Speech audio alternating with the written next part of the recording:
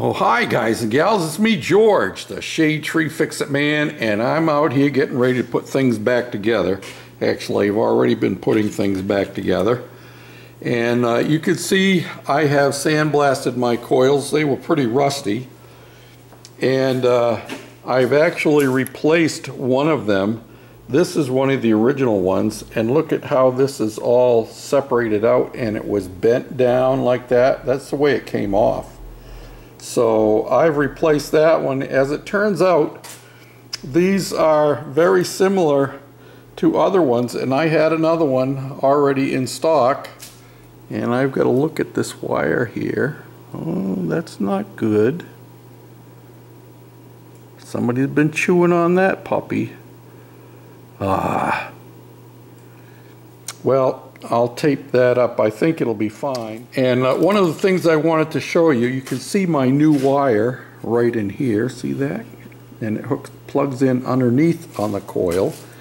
But it goes down inside. And let me see if I can find my flashlight here. Okay. It comes down across the oh, that's not it. It comes down underneath back in there.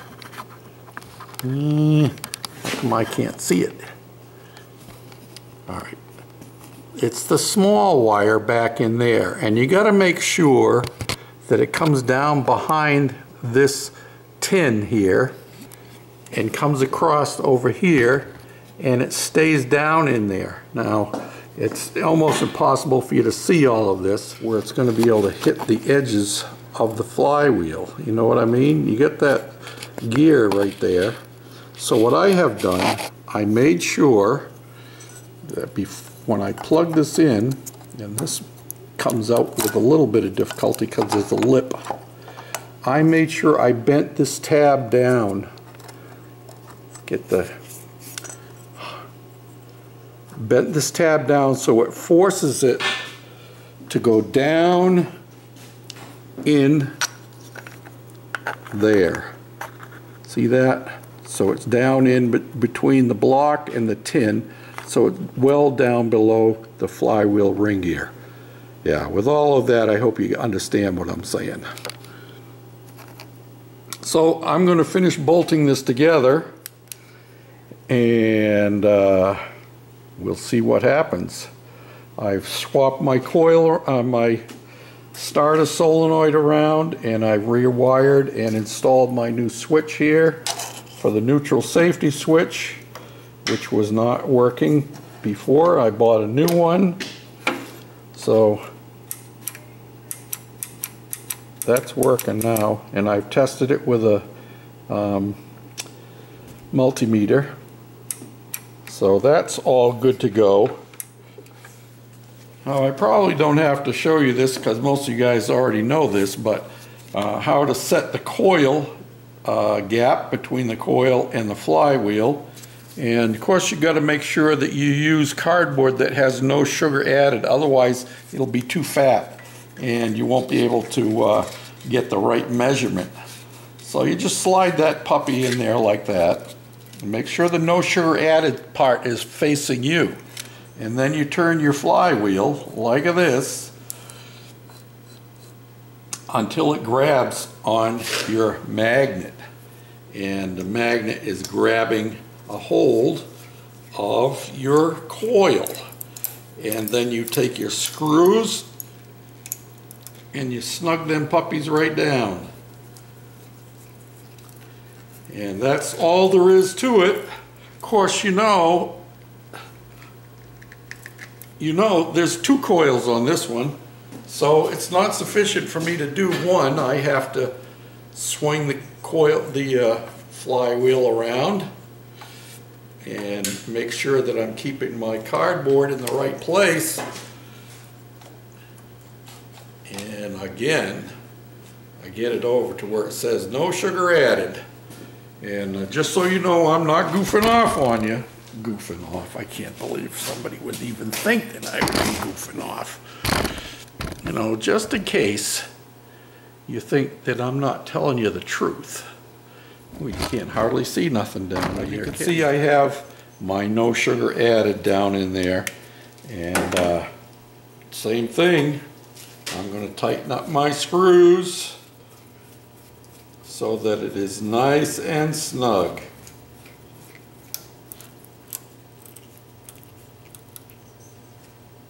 Just to make sure I get both of them, rotate it just a little bit so we're catching both sides. And snug that puppy right down in.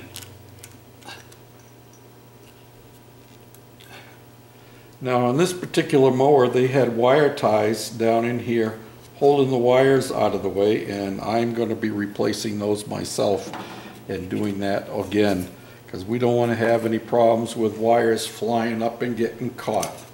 So now all we're going to do is turn our flywheel a little bit more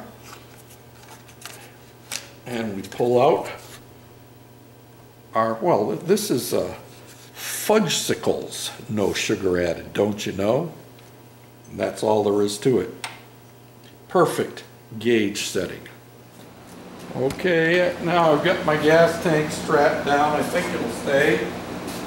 And we'll get the gas turned on. And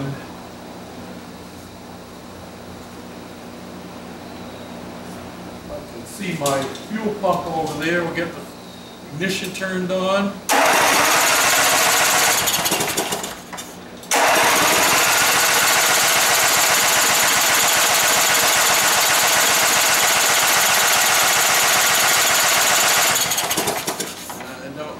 Oh, you know what? I put my fuel pump on, but I never hooked the line up to it. It runs off of pulse. Can you see where I'm pointing right here? You have to have that line going into your fuel pump.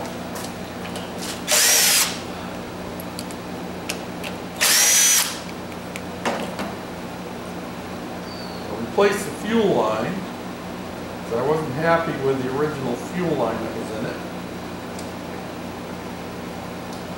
Okay, now let's try this again.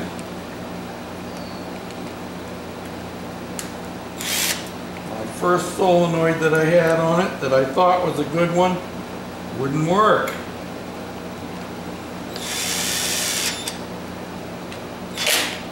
Okay, so let's try this again. See if we'll get fuel up in the fuel filter.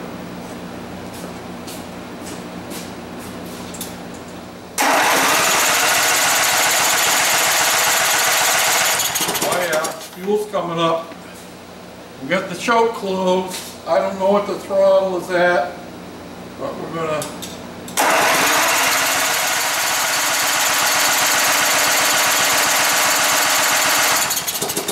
obviously getting spark, which is a good thing.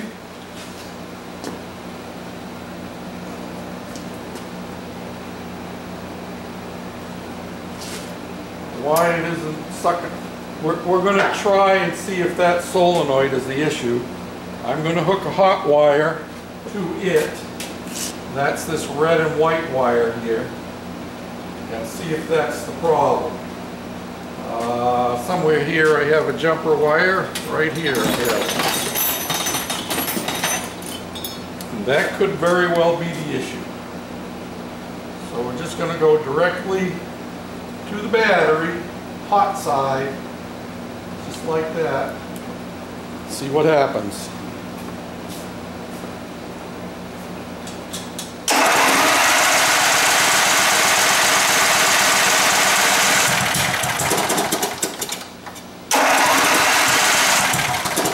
Actually be needing a little bit more choke.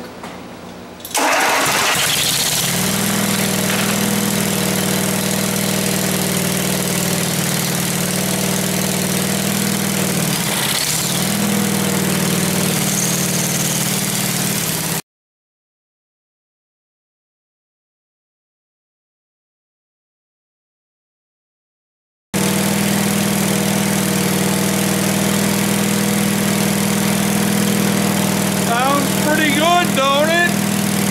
And it definitely needs that solenoid hooked up.